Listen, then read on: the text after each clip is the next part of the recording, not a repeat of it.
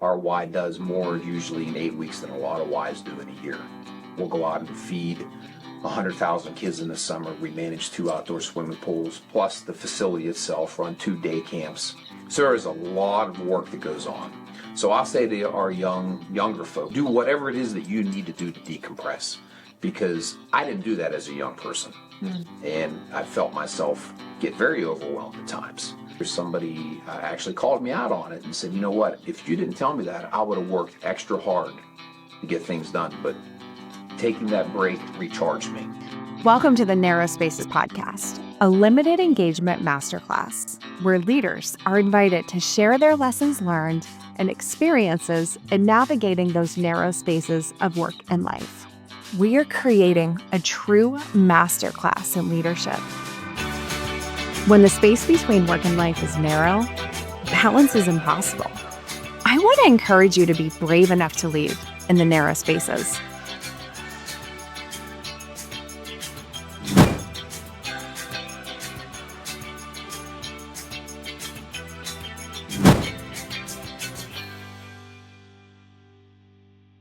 Today on Narrow Spaces, I'm honored to welcome a leader who has spent over 3 decades shaping communities through service, leadership, and purpose.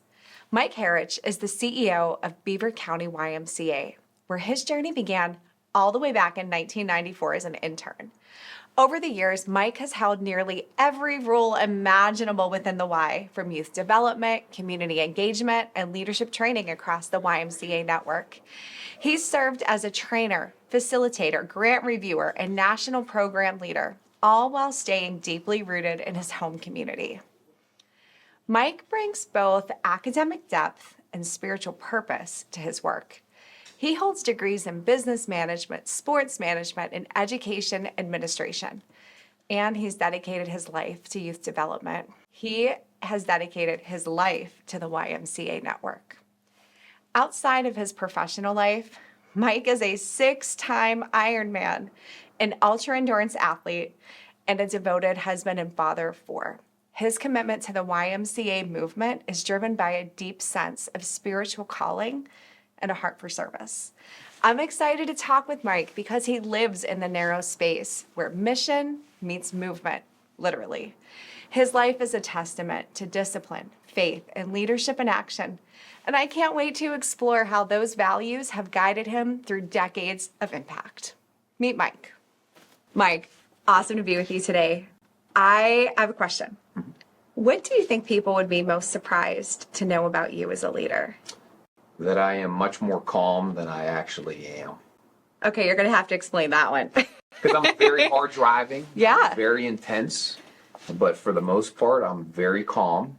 I'm somewhat of an introvert, which really, really surprises a lot of people. I really like my alone time. Yeah. But because of the job that I carry and the position that I carry in this community, I have to be an extrovert. I have to go out and meet different people and do different things. But by and large, I'm a very calm person. But in my younger years, not so much. I think over time, you learn that skill set to be a lot more calm. Okay, we're going to go to those younger years in a minute, but tell us a little bit, okay, how have you learned that calm? Or maybe a better way to explain that is, how do you refuel after using all that energy to be out there and doing things and being public and social? How do you refuel after all that? Yeah, so I live in Monaca, and I have a very, I'd like to say a nice little oasis where I live. I really spend a lot of time in my yard. I put my phone away for a couple hours while I'm out mowing my grass or weeding or edging or just doing things around my property. That kind of refuels me, helps me recenter from what I did during the day. Some of the maybe stressful times, I relive them and say things to myself like, oh, I could have said that better, or I could handle that differently. So I'm learning from my past that was most recent, but then I kind of move into the future saying, okay, well, I have another opportunity tomorrow.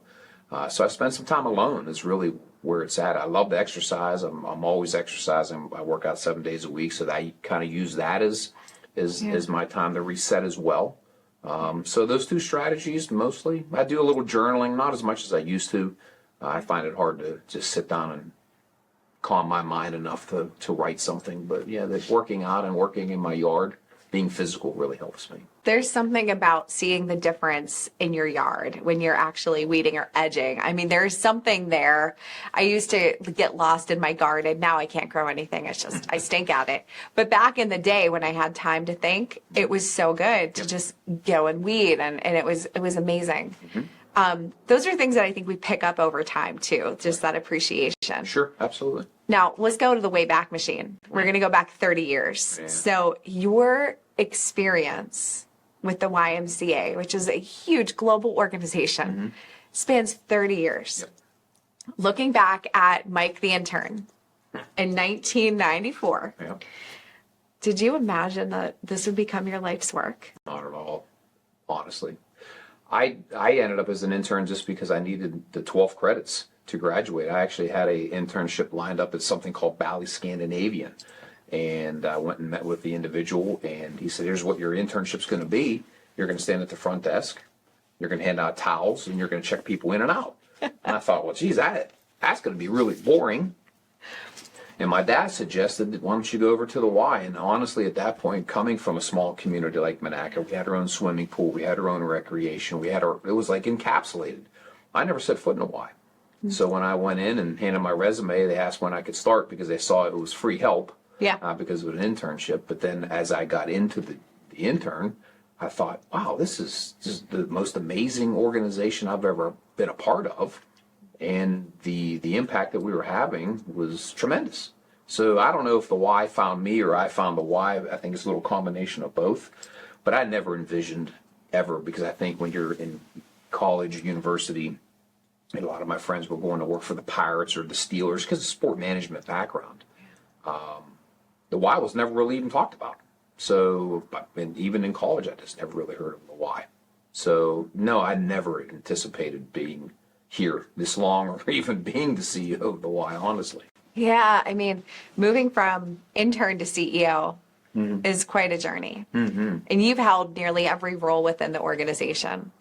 How has your sense of purpose shifted or even stayed the same as your leadership responsibilities have grown?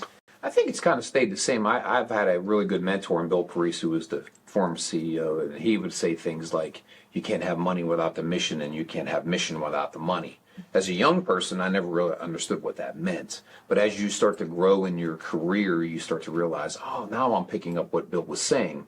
So the mission has always been the forefront of the organization. We make decisions at our Y. Does it meet the mission? That is a very specific question that we ask. Well, someone might come to my office and say, we're going to do you make it up, we're going to make $1 million. And my question is, does it meet the mission? And if it says no, then we just won't do it. So I think that purpose has stayed the same throughout my career because I was brought up in that realm, so to speak. Yeah. So it really hasn't changed. It levels you too, because it keeps you true to who you are as an organization. And even as a human, when you find a role, when you find an organization that deeply aligns with your internal values and sense of purpose, it's really easy to make work and life make sense. Yeah, I agree to that, Holly, because I've had some really good role models in my parents, and I thanked them last year at the Christmas party. And I remember saying, I don't believe I'm here for any other reason than my parents, because I watched them give so much of their energy to the community which they loved, which is Monaca. Now I watched my mom do all these things for the church, and my dad through sports and church. And so as a young man, I watched that happen and thought, that's pretty interesting. They're very happy people. Wonder why. And then as you get older, you say, it's because they're giving. They're not taking. Yeah. And so the why is about giving, and that gives me a tremendous sense of value because I get to give. Yes. So yeah. Well, it also just makes sense when we're totally integrated as humans, when our work and life, our values, our purpose, and our need to give is satisfied in the way that we create our life. It really is sustainable. Yeah, absolutely. Now, you've done some pretty incredible things with your energy and that sustainability, like the Ironman, the ultramarathon. Like you have channeled that internal drive into external challenge. Yeah.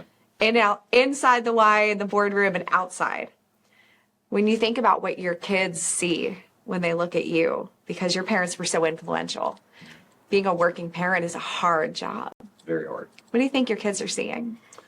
Well, it was very interesting. My daughter just graduated from Kent State, and she wrote me, and I don't want to get all emotional, but a very heartfelt letter that really hit home with me.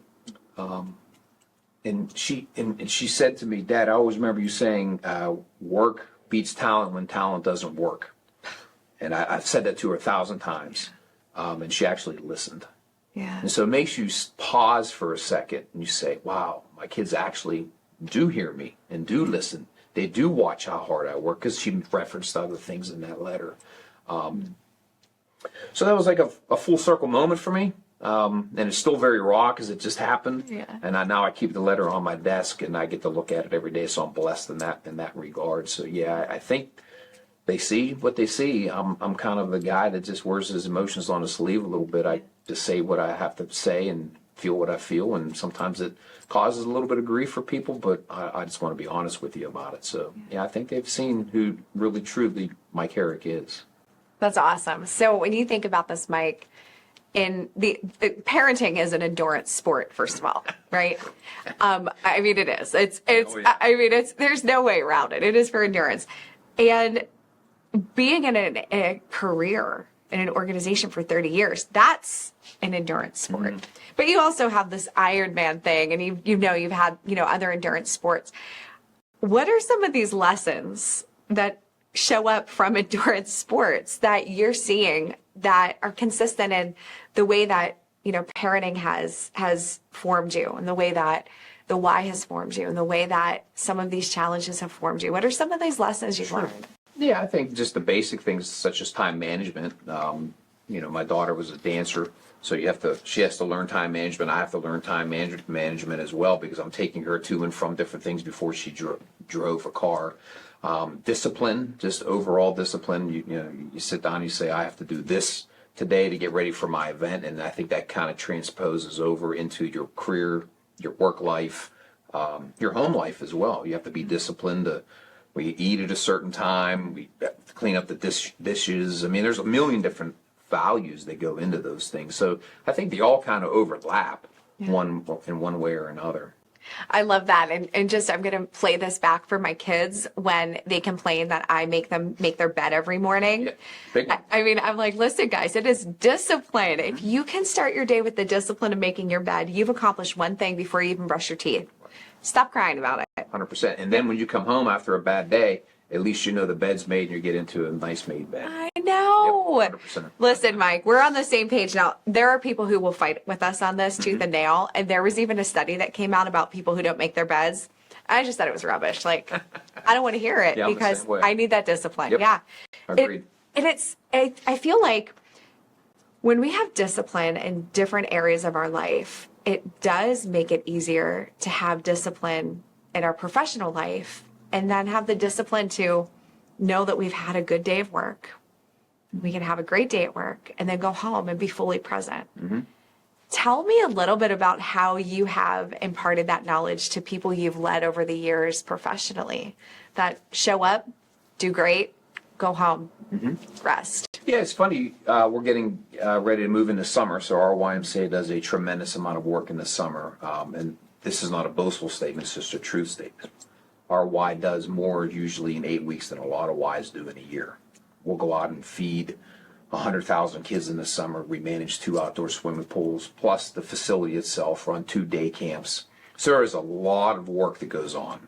So I'll say to our younger folks now, because I am getting older, make sure you take that time when you have the time to go home and decompress, or do whatever it is that you need to do to decompress. Because I didn't do that as a young person. And I felt myself get very overwhelmed at times.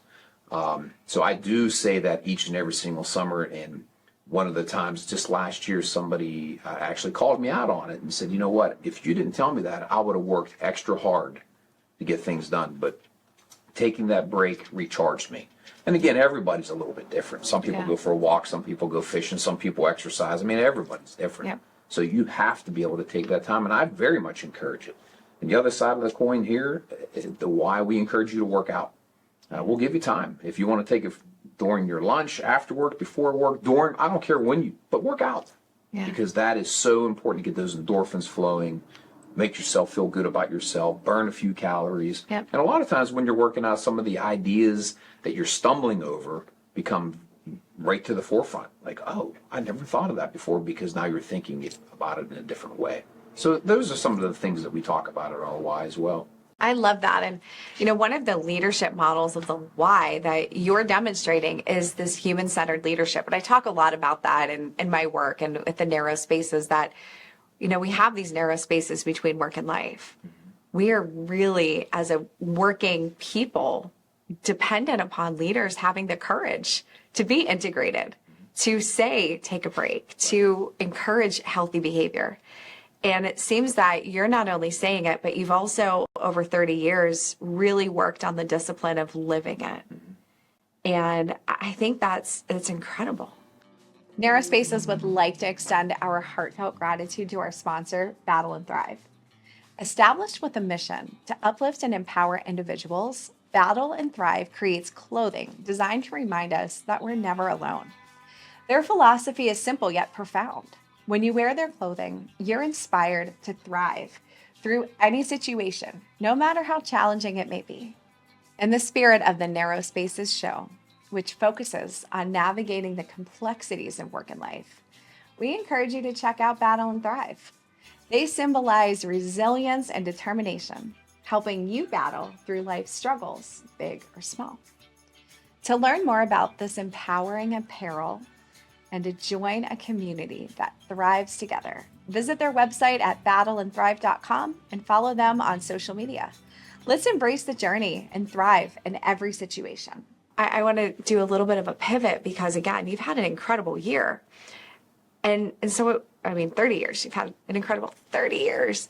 So when you think about this, the span of your career, where in your career have you found yourself navigating that in between personal and professional, between your calling and the pressure, between ambition and humility, which these are all things that you have a lot of gifts in. So where in your career have you found yourself navigating that in between? I think it comes up more often than not. And for many reasons. Being a father, right? Being a husband, being a community leader, being a son, being an uncle, being a nephew. Yeah. I think I put on so many different hats every single day, and I think we all do. And so you have to be able to be cognizant of what hat you're wearing at the time and be where your feet are at that time. So that's the narrow space that you're referencing. Sometimes you're wearing the hat of being a dad, but then the phone rings and it's the why. So you have to take that hat off to put the new hat on. So you have to juggle a lot of times. And it becomes very, very hard. I'm not going to lie, because there are times that I can't pick up my phone because I want to be present in the moment. Right. So again, I'll go back to my daughter's graduation. My phone rang 3 times while she's down on the stage, getting ready to graduate. Now, granted, there was a couple thousand kids in there, and it took a while to get there. So I was able to step aside for a few minutes to answer whatever the issue was. So you juggle.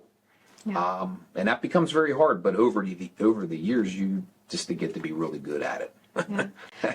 And I think there's a realistic expectation that 30 years into a career as the CEO, your responsibility is so much greater than it was as that 19-year-old intern, Yeah. And I think it's important, again, with a leader like you, the way that you lead people is your expectations for senior leaders is different than your expectation of an intern. And it's still hard work beats talent. When talent doesn't work hard, it's still there. Right.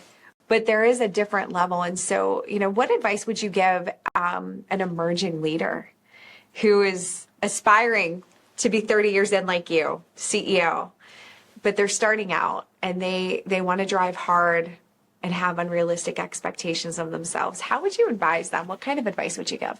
Well, that's a really good question. I think that take every opportunity that's presented in front of you. I think that's the first thing. There have been opportunities through my life that I had zero idea what that was, but I just said yes, and I figured it out after that, and that makes you grow. And then the other side of that, it makes you fail, and then you learn from your failures, because I think that that's really where the growth is. So that would be one of the first things that I talk about. The second thing would be to read a lot. I read every single day, 30 minutes. And so when you start to think about that, I'm reading 25 or 30 books a year on topics that really challenge me, and some topics that really don't, because I read sometimes for just entertainment. But it still helps you make yourself rooted and grounded on some new ideas and concepts. And last but not least, I think talk to people that are more knowledgeable than you. There are so many different things. Like, here's a great example. There are podcasts everywhere. Yeah. Listen to a podcast. I use my car as the mobile classroom. Yeah. I listen to a podcast on the way over, even though it's only 3 miles from the Y maybe, and I'm going to listen on the way back and on the way home, and you pick up ideas that way as well. Yeah, me too. By the way, my car is my mobile classroom, and I listen to people who are smarter than me all the time, because I want to be better every day. Sure. And that's that measure for me. It's, yes, I'm disciplined. So my bed's made, even if it's just the half that I sleep in, and my husband's still rolling in, the next hour, because I get up before the world. But I need to have discipline and have learning as part of my daily practice, because it's in my internal mechanism. Right. I agree to that. Yeah, it's amazing. All right. Well, in your learning, so you're learning, you're reading, you're listening, all of this, you're experiencing. If you had to name one of those narrow spaces that we don't talk about enough, about leadership or community work, what would it be? I know this is a stumper. It is a stumper. Your community work. Well, maybe we'll back up and talk a little bit about the community work, because one of the things that you've said in the work of the Y is that there's so many avenues that the mission comes to life. Sure. Feeding people, providing activities for people, providing socialization for people, providing childcare and safety. Right. What are some of those components of community work that excite you the most? Well, the food, 100%. I think that is something that we've really, really ramped up through the years. We started a food locker program that's refrigerated and frozen depending upon the food that we're giving. We take the food on the road in the summertime. We do it year round. And that's that double-edged sword. It's a shame that people need it, but it's also, really good that we're able to provide that. Yeah. So that is something that we really, really, really rally around, and we're very proud of that. Childcare as well. Good childcare is hard to find. And we would love to be able to host, a lot more kids, but space kind of dictates that for us due to PA law and all the different things that go on behind the scenes. But most importantly is just the overall mission of the Y. We are doing God's work. It might not be us standing on a corner preaching or going to church and preaching, but we feed the hungry, and we pray with people, and we do all the things that we're called to do, and we're purposeful with it. And I think that that's really kind of to kind of dive back into your question a little bit, is being purposeful with things. Yeah. A lot of people kind of just go through life without a purpose, without a plan. And I think that, we execute a plan each and every single year because we write it out and we make it look the way that we need to make it look. We have to pivot at times, but by and large, we're already planning for that pivot as well. So I think that's some of the things that we really focus on, is the mission and adhering to the plan that we've carved out. It's interesting that you are highlighting that spirituality-based component of the mission of the YMCA, because I think a lot of people know the YMCA. They know the song, we all dance to it, right. But they also think of it as a gym. And you are painting a picture of an organization that's focused on mission that outreaches so much further than the walls of a gym. Sure. Seems like there's something there that identifies with your core belief also. And so let's talk a little bit about that. Yeah, just, based on your email signature, one can see that you've got values driving you. And spirituality as a core part of your identity and leadership is apparent. So how has that shaped the way that you approach service and decision making? I think it frames it 100% where I need to be. You were talking about my email signature, and it kind of, it's a double-edged sword there as well. Some people find it like, well, gee, why would you do that? Where other people say, well, that's really cool. I know who you are by reading that. And then when those conversations come up, my comment is, well, if you see me acting unaccordingly to that email signature, you get to call me out on that, whatever that looks like. You can call me, send me a text, come see me and tell me the instance. And then that'll gives me an opportunity again, because I must have failed somewhere, to learn from my failure to move on. I've just always had this big belief that that God is watching at all times, and I just want to be able to please Him. Sometimes I do, and I think sometimes I don't. But we're all human, and we fail, and we're all fallible, right? Yeah. But I carry that with me a lot. I want to be able to be successful for my parents and for my family name and for my children and for Beaver County by and large. Yeah. There isn't a day that I don't go somewhere in Beaver County that someone knows me as the Y guy or whatever. Yeah. And that has its good and has its bad as well.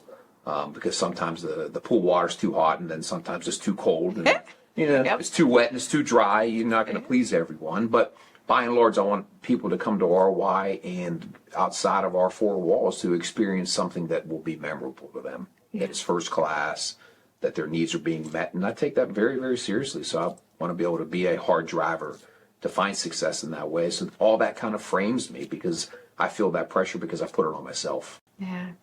Wow. That's a really good takeaway too, for people to recognize that, when we put that pressure on ourselves and we define it, we are more able to appropriately measure our effectiveness and integration. Mm-hmm. I want to bounce back to the values again, because so often in my work with organizations and individuals, especially leaders like yourself, they come to a place where they start to ask questions, what do these values that I have identified in my life really mean? And I remember the first time I read an email from you and I saw your list of values with definitions, I gave my husband like the biggest elbow. I said, hey, you know how I'm always talking about values with my clients and how you have to define them? Here's proof. And I remember holding my tablet up and saying, look, here's the whole list. And he just looked at me and he's like, oh my gosh, you're never going to shut up about this now. And I don't, Mike, I don't shut up about it, because the reality is that you've unlocked a really critical component to leadership.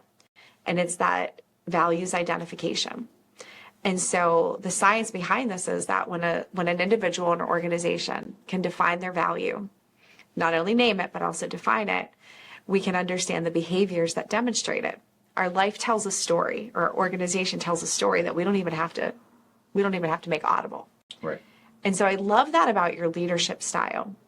And I think that it absolutely is consistent with the way that you've described your journey in 30 years. So what are you most proud of having accomplished at this point in your life? 30 years into the Y, 4 children, just a parents proud, community member for life. There's a lot there. What are you most proud of?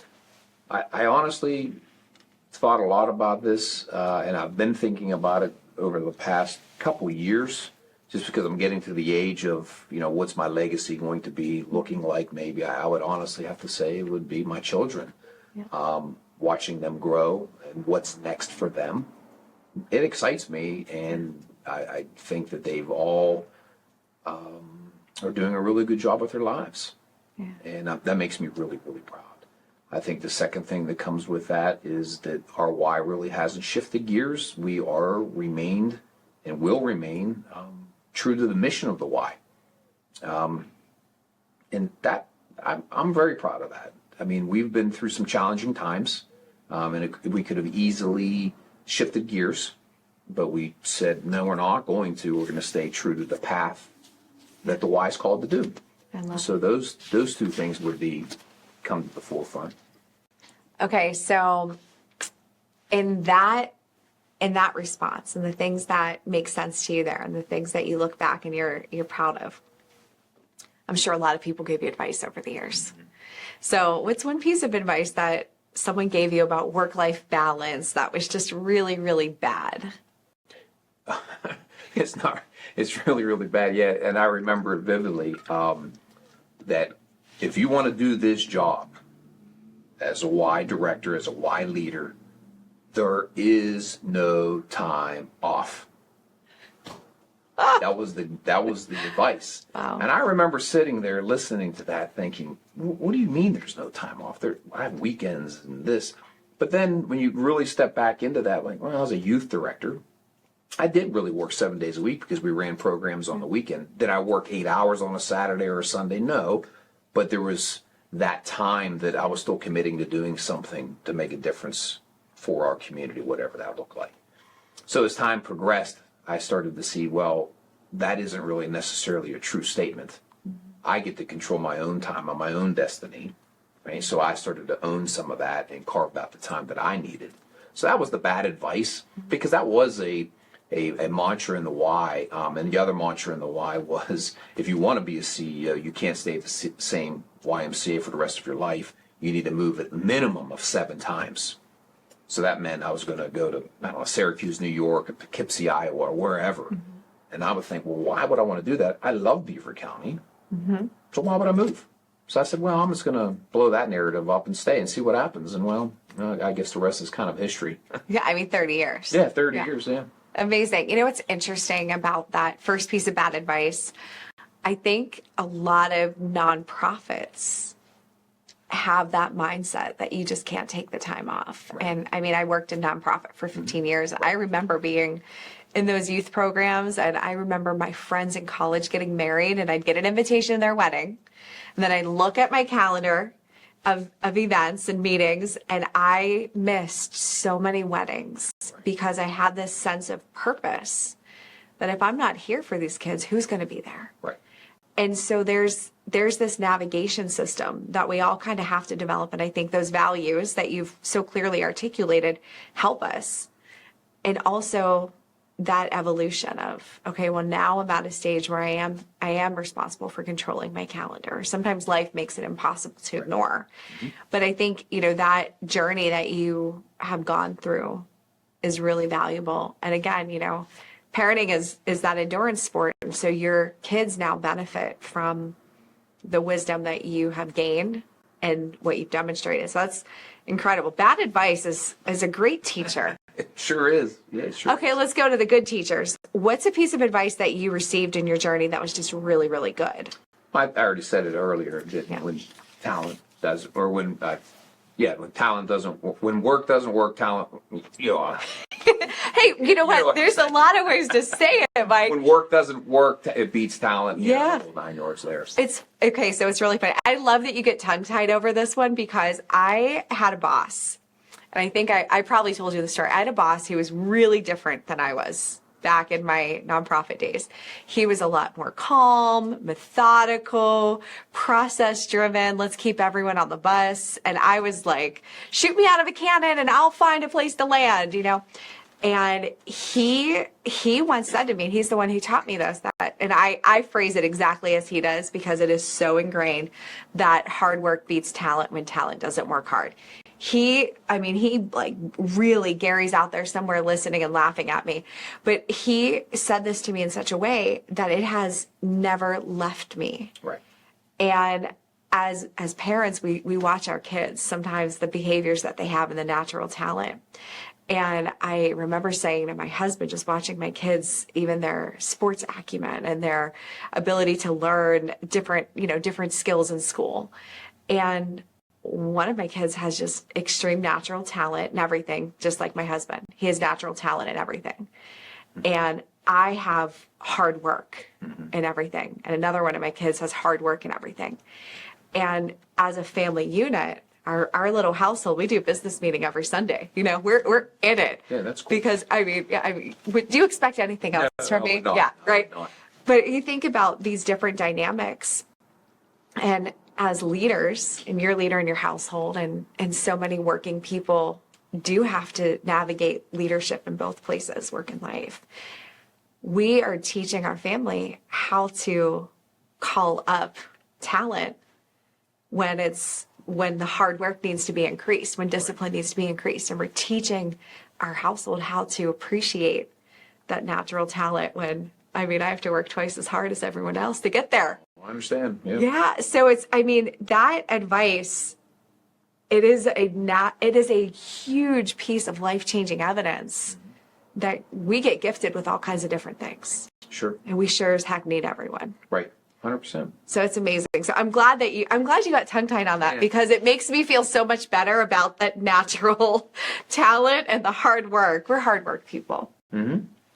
So, okay. So in your work, in rejecting that early bad advice of there's no days off, how have you actually put some boundaries in place or lessons in place to preserve the best work of your life? Because 30 years, I mean, you're doing the best work of your life. You're living it. So what are some of the boundaries that you've actually put in place? I know that you can't always turn off the phone. You can't always totally step away, but in your workout routine and your being outside routine, these are really good things. But are there other lessons or boundaries that you've had to really learn over 30 years that you feel like, wow, someone who's in it or journeying to that leadership role, they would benefit from learning that? Yeah, I think one of the things that I've learned through the years is I just kind of hit the nail on the head right away. I don't let things fester.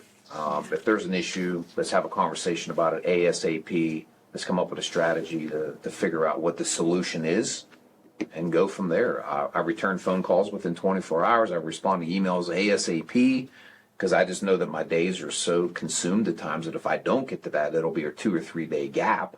Yeah. And I don't want that. So that is something that I've learned, and it takes a lot of discipline to do that.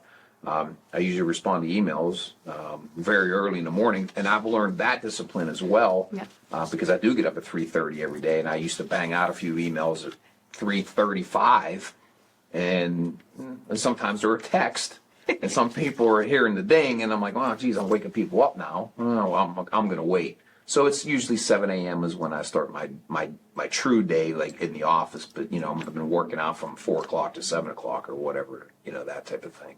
So those are some of the strategies as well that I've learned through the years. Yeah. Well, it's important, especially that your internal pace and productivity, it's also dictated by distractions. For yourself, you're going to get the most out of your pace and productivity when you're without distractions. Right. There's very few people like us who are up at 4 a.m. ready to rock and roll. Right. So that's another piece of that practical element. So just, again, thinking of your leadership, your legacy of leadership even, you don't expect everyone to be working at 4 a.m. or showing up at work at 7 a.m. ready to go. Right. How do you communicate expectations to the people you lead that your internal pace and productivity is not necessarily what you expect from them at the same level? I just tell them. I mean, point blank, I'm very transparent. So easy. Yeah, my door's open all the time. Yep. I think it was yesterday we had a coworker come in. I was walking in the back door about 4:30, and I heard the door shut behind me, which was a little bit of a delay. And I turned around and said, "Hey, what are you doing here?" I couldn't sleep. I figured I'd give some swimming a try. And I thought, well, good for you, Yeah. And she went into the pool and did some swimming, and then about 11 o'clock, she kind of darkened my doorway and said, "How are you not tired ever? I am exhausted. It's only 11 o'clock." Oh So, my God. those are funny stories, but I just say to people, listen, this is me. This works for me. It might not work for you. And if it does, great. If it doesn't, that's okay too. Because there are other people that literally don't come into the Y until 10, 11 o'clock, but they work till 7, 8 o'clock. Yeah. And one of the things that the Y, I say this all the time, I don't pay you to work 40 hours. I pay you to get the job done. Yeah. So if you're getting a job done in 35 hours and you want to be able to go outside and go for a walk and leave early because you have this, that, the other, go for it. Yes. And I honestly say to people, you have kids, don't miss a dance recital. Don't miss a birthday party. Yeah. Don't miss those opportunities, because what you said a little while ago, I experienced some of that too. I put the why first at times. Yeah. But you learn those lessons the hard way. Yep. And I've just said, well, I want to change that narrative as well. So I say these things to the young people that work for the Y. Take the time. Go to the dance recitals. Do those things. It's important. Your kids will remember. Yeah. It's so awesome to sit in front of a leader and sit with a leader who is communicating that, and who's had some of the painful lessons, but consistently makes it simple for people and says it so plainly. And I think one of the reasons why I created the narrow spaces of work and life is because as a working person, I felt that squeeze. I constantly felt that squeeze in my career, being on the road 60, 70 hours a week. You miss a lot. Right. You hear about the memories your family are making. Right. And when the day came that I finally left, it was like I could exhale for the first time. And so the kind of leadership that we're talking about today, the kind of leadership that this entire program is about, is that being a fully integrated human means work and life work together, Right. not in opposition. Right. And it seems like that's a huge part of your story over 30 years. Yeah, I like to think so. I mean, again, I'm a human, and I've messed up. I've done some stupid things, said some stupid things, but again, I always step back into those things and say, well, what can I do differently the next time? What can I learn from this? And through the years, you just start to navigate those waters. So now here I am, the older guy, and I want to be able to share my wisdom with the young folks to say, don't do what I did. The whole work aspect that we're talking about, I am not very gifted in anything. I just know that I will get up earlier than you. I will stay up later than you. I will work harder. And I think that has just done me well through life because I was never a really good student. I might have been a decent athlete, but it was because I worked really hard at it. So those things then start to transpose into the balance that you get into with your career. Yeah. So I've been fortunate that way, I guess. Thanks for bringing some hope to people like us who have to work really hard Yes. to get those things done. Absolutely. And it is exciting. And at the same time, something that you said that I just want to bounce back to is you as a CEO, you have hired people to do a job, not to be present for a specific number of hours. Right. That's a battle going on right now throughout our country with return to work and with these shifting expectations and unclear metrics. And so I love hearing you as a person who works really hard say that. I'll say this, I'm a high achiever though. I might have to work harder than everyone else, but I'm going to figure out how to get the job done most efficiently. Right. So I can go for that walk or so I can go home and be with my kids for dinner. Right. So I think just, I want people who are listening or watching this episode to really take that home. That, you can be a high achiever, you can be a hard worker, but you can still have really realistic, manageable expectations for the people you lead. Yeah, absolutely. It's great. Okay, is there anything else that you want to share about your legacy of leadership, about the work that you've done and about what, the lessons you've learned in those narrow spaces of work and life? I would just think one thing that always resonates with me is just be authentic with who you are. It's so easy to change yourself with different people. Yeah. And I caught myself doing that as a younger person. I needed to act this way with a friend group here, or I needed to act that way with, a business associate. But it's kind of hard to play that role because you have to put on so many different hats in that aspect. So I've just learned just be Mike. Yeah. And I'm not everyone's cup of tea, and I know that, but that's okay too. Yeah. So you just be authentic with yourself, be true to who you are, and I think most times good things happen. And work hard because you always have to work hard. Yeah, it's so true. All right, my last question for you. Easiest question. Oh boy. I know, it's never easy. I always say it's going to be easy. It's never easy. How do you describe the best work of your life? What words would you use to describe that? Best work of my life: passion, enthusiasm, hard work, dedication. Those are the best words of my life. That defines my work. It's awesome. Mike, thank you so much for spending time with us Absolutely. today, for your leadership, for your storytelling. And 30 years with an organization that is so mission driven. That's exciting. It's exciting to be with you today. So thank you. Thank you, Holly. Appreciate it. Thanks for joining us in the narrow spaces of work and life. What do? I'm on a mission to help people to have the best work of their lives. I help leaders do good. I help managers be good, and I help employees feel good. And when leaders are good, employees are engaged, energized, effective. And together, we get to live the life we deserve. Be sure to check out the show notes for more information on where to connect with our guests and sponsors and experience all things Narrow Spaces at narrowspaces.com, where you can gain access to this episode, subscriber extras, and more.